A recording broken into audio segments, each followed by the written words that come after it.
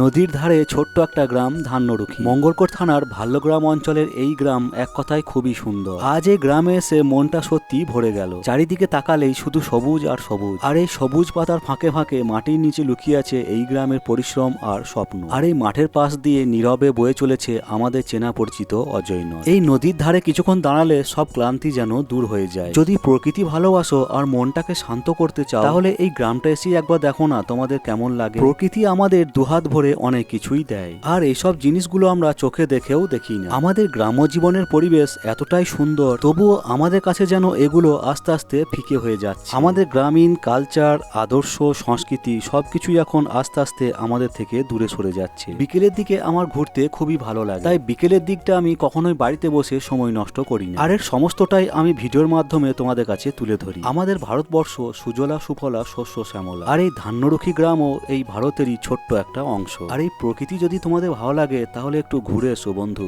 আর আমার এই ভিডিওটা কেমন হয়েছে সেটা কমেন্টের মাধ্যমে জানিও।